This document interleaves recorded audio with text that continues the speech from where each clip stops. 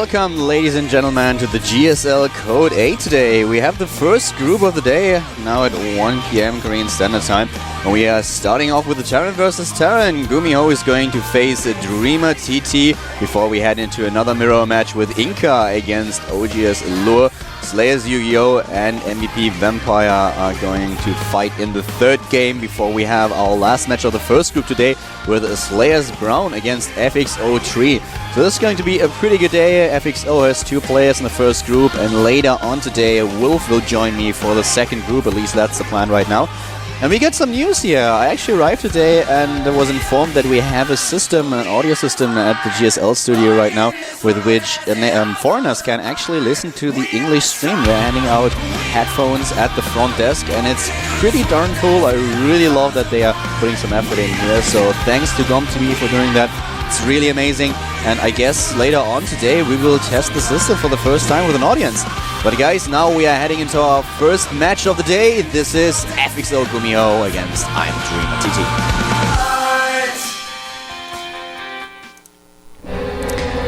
And here we go, game number 1 just started. We have our first Terran versus Terran, and to the bottom right of the map in the red color starts the FXO player. We have FXO GuMiho. His opponent starting to the top right on Entombed Valley now in the blue color, starting for Team Incredible Miracle. It's none other than dreamertt. And well, we have a Terran versus Terran between 2 players. Dreamer, let's just say that it's statistically speaking the worst matchup for both players, but well, GuMiho was able to defeat players like MVP in the past and has a pretty good record against very strong Terrans. We have dreamertt with a record of only 1 win and 3 losses, so a very, very small sample size as well. GuMiho, on the other hand, we have a couple of games in a Terran mirror for him. The last matches that he played was actually against Maru in the GSL season Code S, where he lost with 2-1. And he lost to 4GG as well in the GSTL, but besides, he was able to take down a fair amount of good Terran players in the past. I just mentioned a few of them, and he is definitely the favorite player right now. So let's see what exactly these 2 are up to. We have the standard opening so far. Let's see if one of them is going to get gas, or if both start with the 1 barracks into expansion. No gas taken, no gas first. And in Terran versus Terran, we had a lot of different strategies coming up lately.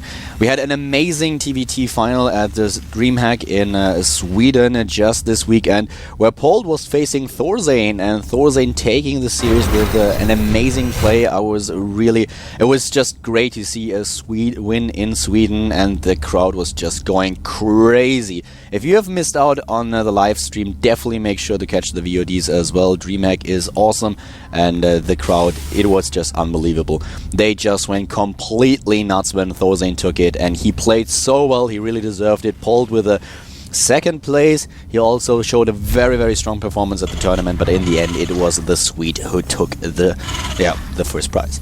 So now we have double expansion. We have the command center without gas for both of these players, and no big differences in the build orders thus far.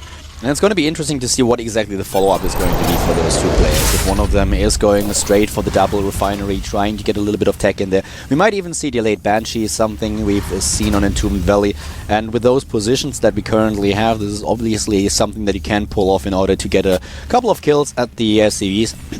So we'll see soon enough what exactly is going to happen. But for now, we have GuMiho with a standard transition, not taking gas just yet, throwing down another barracks before he heads into his tech. And let's see what a dreamertt is up to. He's one of those players. I casted a couple of his games at the KSL and other Korean tournaments, and I was not too impressed. But then he showed a few very interesting results, very good results.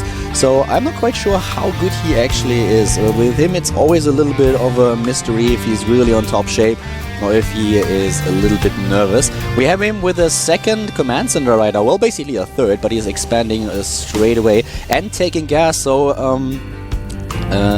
cutting a few corners here. Not getting too many barracks. He's still on 1 barracks and getting the 3rd command center and also double gas. So not a lot of stuff going on for him in regards to his defense. He's building a bunker at the front right now, and he's definitely gonna need it if GuMiho decides to push out here. So at this point, I have to say that Dreamer is taking some yeah, he's taking a little bit of a risk here, but it might just pay off if GuMiho is giving him the time to exploit this. We have the engineering bay coming up for FXO players, so the early upgrades will definitely help him quite a bit. And I like his choice to get a Reaper right now, because with the Reaper he can obviously just get into his opponent's main base and get a few scouting information without using the energy for a scan, so he can rely on his mules, can boost his income, and just get a few information of what exactly is happening in Dreamer's main base. He should be able to spot the command center, and at this point GuMiho just pushing out a little bit, checking what exactly is up, sees the bunker and retreats again right away. Dreamer had a few interesting results in the past. He won against Flower, for example, in the KSL, a very strong Zerg player, and he took down Tyrius at Iron Squid, as well as Night End and Vampire. Especially his matchup against Protoss seems to be pretty decent, but well, the last few games that he played, he struggled a bit, and now there's the scout by GuMiho, sees the third command center right away, tries to get one kill on the mule. He's a little bit unlucky here, because the mule would have been gone in just a second. The time was already over for the yellow SCV, and now a very nice round here, but he's not quite able to pull it off. Well, he is in the end. And here comes the starport transition already for Dreamer. So at this point GuMiho is fully aware of what exactly is happening, but he's already quite behind in economy. As you can see, we have dreamertt now with a nice lead in regards to his worker count, 38 to 36. Yes, the mules as well is producing triple SCV now, heading into the siege tank tech, and this is working out quite well for dreamertt at this point. So GuMiho is behind in economy, and he has to be quite careful now. We have both players in the lower corner, so as you can see, there's a little bit... I just love the changes that the GSL did in the past.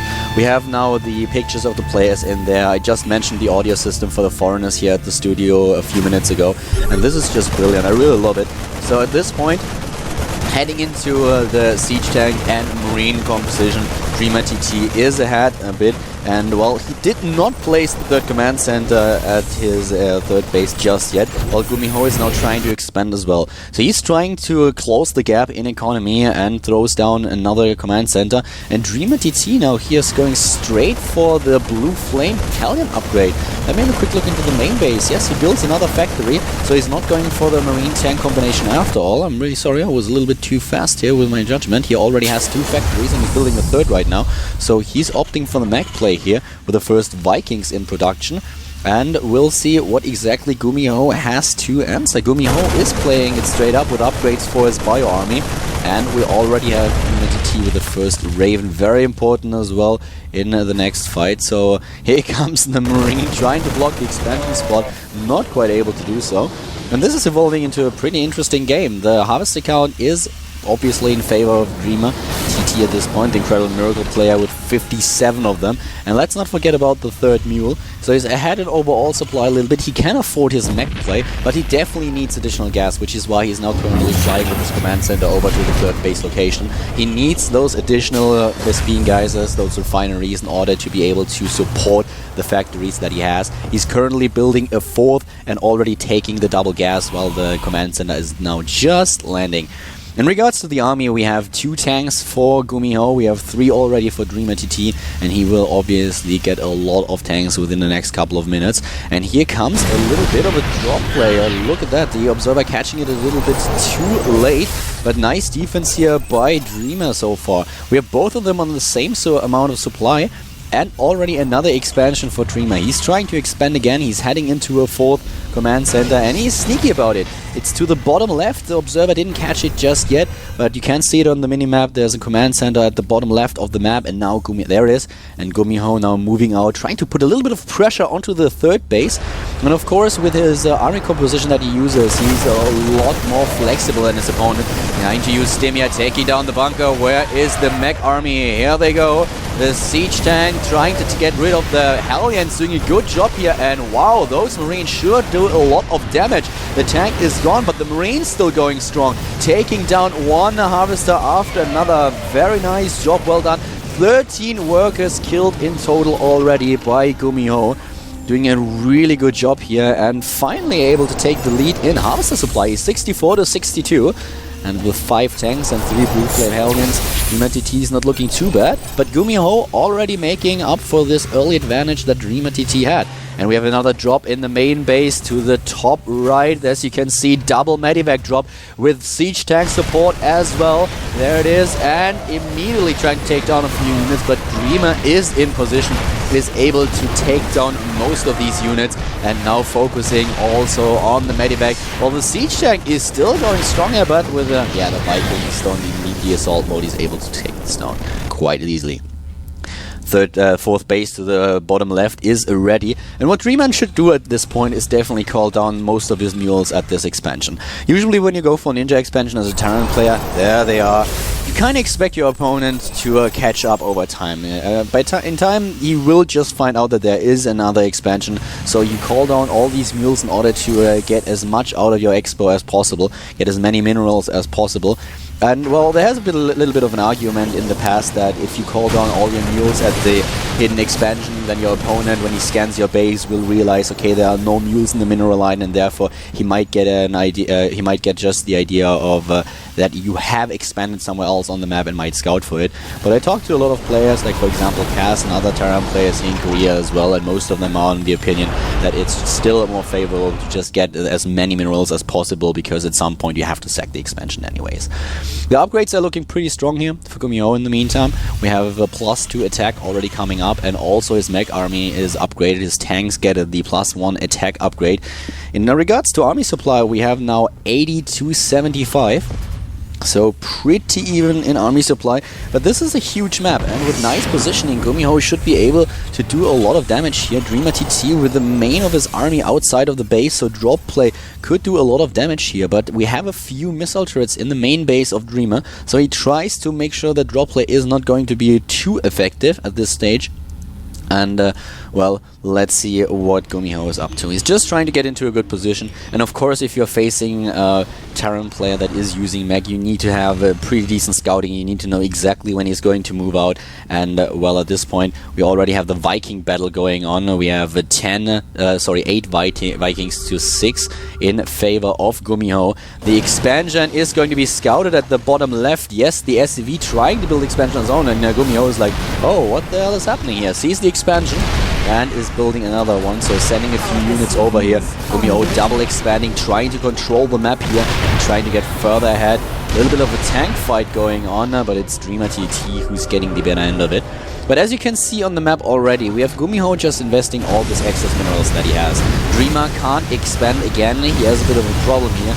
But we have GuMiho with 2 additional expansions that he's building right now. He's trying to get another one. At the bottom left, the base is being attacked. As I already mentioned, we have 2 Marauders going strong. And here comes the main fight, or one of the fights. The air battle is already going on. Vikings against Vikings, stimming in now, trying to catch these tanks off guard. They are all on siege, and GuMiho doing a fair amount of damage here. Siege tanks sieging up as well, but still the siege tank count for Dreamer is quite favoring the incredible Miracle player, and therefore he gets the better end of this engagement. But as you can see, the expansion to the bottom left is gone. We didn't catch it on camera just yet, but well, Dreamer just lost his fourth base. His fourth base is now trying to push forward. GuMiho needs to be very, very careful here, but he already has a fair amount of expansions. As mentioned, he has so many new orbitals, and he just has to make sure that he's holding this off. It's not going to be easy though. A lot of tanks already sieged up, and now he's even using his SCV. He's trying to pull the SCV train, going in with all the tanks and Marine Marauder and clearing this up without a problem at all. Lost a few harvesters though. 21 lost against 19 lost, if we compare the harvester counts. And right now we are in the position where dreamertt is on 3 bases, but GuMiho is on 5. He has 5 bases already, and even though the incredible Miracle Terran is now pushing forward with his siege tank army, he is in a bit of a problem, because the siege tank count for GuMiho is actually higher, and the upgrades, they are on 1-1 for both players regarding the mech proposition. Yep, there they are, the Hellions trying to get in here, trying to do some damage, but look at GuMiho taking this army down, and now he takes the supply lead. He's able to kill the army of his opponent. He has the better economy, and it looks like dreamertt TT is going to lose this game after having an early well, a little bit of an early lead because he was quite aggressive and got, with his build. Went for the double refinery straight away, went for the third command center as well. It all paid off as GuMiho did not attack him early on. +3 attack now being researched for the bio army, still on 1 armor upgrade, but GuMiho doing an awesome job here. As you can see, the worker and army supply, well, maybe a little bit too fast. Let me just read this for you. We have 150 army supply for GuMiho against 74 for his opponent. The Banshee's doing a fair amount of damage at this point, but still, GuMiho now trying to just make sure that he is still in the lead. He has a 50 supply advantage over his opponent. He's getting additional upgrades. We have Thor's in the mix right now, and of course dreamertt playing very, very passive here as his army was already taken down once. Resources lost 17,000 to 13,000 at this point, and GuMiho, he's just expanding again. He's building another base at the bottom left now and moving in for the kill, trying to take down this army. The siege tank sieging up, same for dreamertt, but he does not have the siege tank count, and all these marauders are doing an awesome amount of damage. The Vikings useless at this point, but the Banshee is still doing a fair amount of damage. He needs to be a little bit more careful here. He needs at least a bit of anti-air, and he is going for the Thors as he realizes that the Viking count is something that he can't contest. dreamertt has too many of them already. We have 9 Vikings, but they don't really help him in the long run. As soon as the Thors enter the stage, then suddenly he will be in a position where the Vikings are of no use whatsoever, and the Banshees will be taken down by the Thor and of course a few Marines that always try to charge in and do a little bit of damage. So far, a very impressive game by GuMiho, showing no weaknesses. And dreamertt is trying to double expand here, but GuMiho now adding additional factories, adding 2 additional command centers. He's expanding all over the place. He is expanding all over the place at this point, and wow, I have to admit that this is a really nice performance. So Entombed Valley is definitely a map where GuMiho feels comfortable. He's even intercepting all these Hellions that dreamertt sends across the map, and now it's time to get aggressive. GuMiho trying to put some pressure onto his opponent's expansion, already taking down the refinery, and just look at the bank for GuMiho. 3,500 minerals, 2,000 gas. This guy can open a Swiss bank account if he wants to. He certainly has the resources to do so. And it's just this is getting insane. He's controlling half the map already with his command centers and his additional bases, and dreamertt doesn't even... He has no chance of sending any blue flame aliens out there to harass the economy lines, as there are way too many units scattered across the map to intercept them. And now these drops doing a lot of damage. Those marauders are doing a ton of damage to the SCVs, taking down tanks as well, and refineries, therefore limiting the gas income of dreamertt quite significantly. Awesome job by GuMiho. Both of these Terran players are maxed out, but if you look at the resource tab, then you can already spot that we have now 4,500 minerals and 3,000 gas for GuMiho, while dreamertt is really struggling to keep his economy going. So adding more and more production facilities. GuMiho, that is the FXO player, with 1 barracks after another, is adding a lot of tech labs as well. We have upgrades for him. He's going for the orbital upgrades. And the only thing that really puts a little bit of a problem for GuMiho on the map are those Banshees. That's the only thing that he really has going for them. How many kills do they actually have? 8 kills, 3 kills, and 4. Doing a fair amount here. Scans going off everywhere, and GuMiho can certainly afford these scans. He is on... How many orbitals does this guy have? 1, 2, 3, 4, 5, 6, 7... 8 orbitals at this point, and going for the starport transition now. 3 starports building, he might not even need them. GuMiho now at 177 supply against dreamertt's 186, even saving 1 of his Thors here. Could retreat with it though. Yeah, I think the Banshees are going to take it now. Us at least sending a tank in, doing none of this. We don't have the fusion core, no dancing fusion core at this point, but he has all these starports and he will certainly use them in a later stage. So at this point, both of them maxed out once again, and dreamertt getting another base, at least trying to establish a 5th that is, but GuMiho seizes with a Viking. He should just use the assault mode to take down the SCV, and something that he doesn't do yet. But we have another drop going on in the main base at the natural, and here we go, taking down a few of these SCVs, and of course this missile turret as well, this nasty missile turret that was quite annoying for him for quite a while. And GuMiho just exploiting the fact that Dreamer's army is so slow and moving in with this Marine Marauder army to take down this expansion, to take down the attempt to get a 5th base. Those Marines are trapped though, the Bioforces are trapped. There's still Marine Marauder going strong in the main base, but this force is completely taken down. And by now we have another armory for GuMiho, going for the +3 upgrades for his own tanks, researching the +2 armor upgrade. He's already for Bio. And now he's going for the Ravens. Whoa. He's using the energy units, Corbett Reactor, Cloaking Field. He's going for all the upgrades. He can afford them. Even though he's getting additional production facilities, he's maxing out on his army once again. He's getting all these upgrades and he still has a huge bank that he can work with.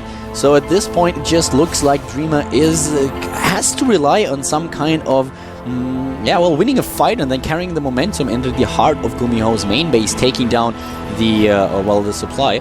Now this is not really going to work. There are Ravens building, Vikings, and the Fusion Core. He's going for the battle cruisers. Well, we have another drop to the top right. Well, it's actually not another drop. It's still the same drop going on. And he is so annoying at this point. GuMiho with 190 supply against 150. Dreamer still holding on in this game. He's still trying to pull this off, but it's going to be so hard. Marine Marauder running in here with a tank and Thor support, doing some damage, and he's just trading armies over and over again. He can do so. He doesn't have to be efficient with his army trades because his economy is just so much better. The income at this point is so high for GuMiho. He has 1,200 gas income per minute, while Dreamer only has 500, just to give you a slight idea of what exactly is happening here.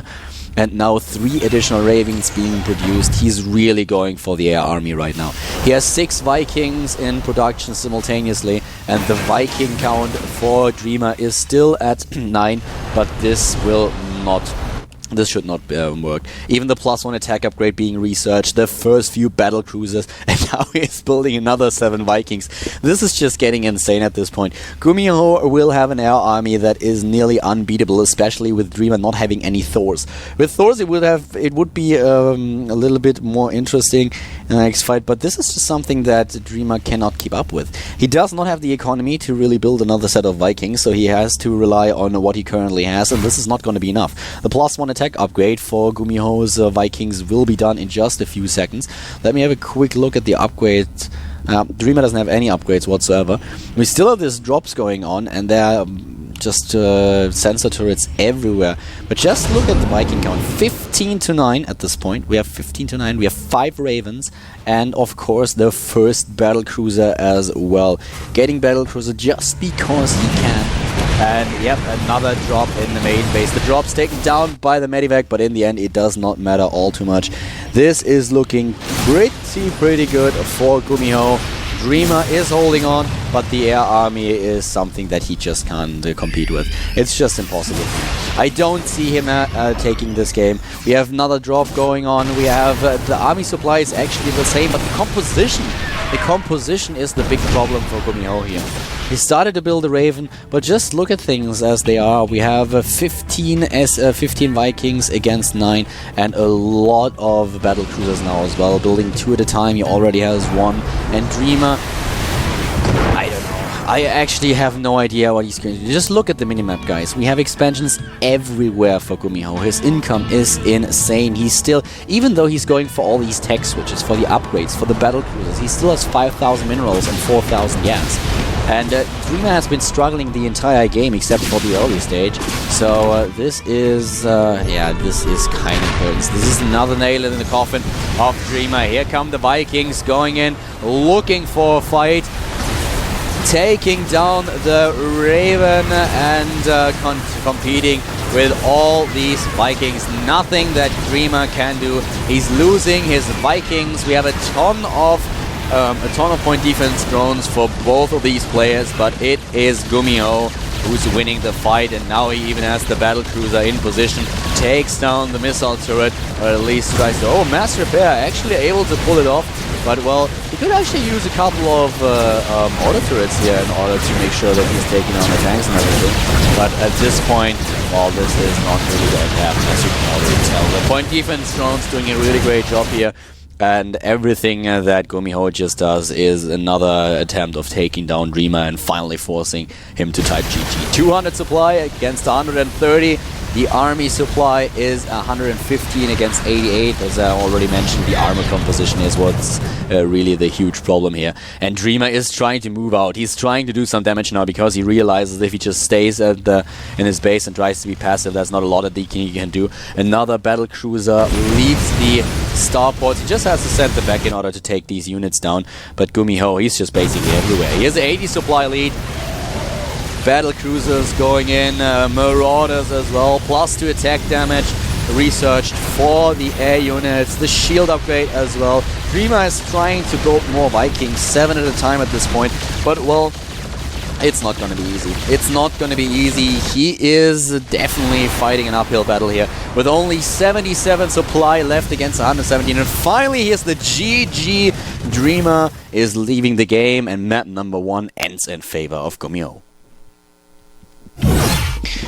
Alright guys, so we are probably gonna head into the second game right away. And alrighty. I got a couple of tweets on my Twitter, which is by the way @Calder, so if you have any questions feel free to tweet me how the new system works with the earphones. You can get a transmitter and a set of earphones at the front desk, and then you can just sit in the audience and listen to the English cast. This is a new audio system that GOMTV installed. They just tested it today, and it will be used later on when we cast the second group. Wolf is going to join me, at least that's the plan for now. I hope that his flight didn't get delayed. But yeah, we will use the audio system later on for the first time, and it's actually brilliant. They showed it to me when I arrived at the studio, and it was really nice to see. They're putting up an extra effort here, and I really appreciate it.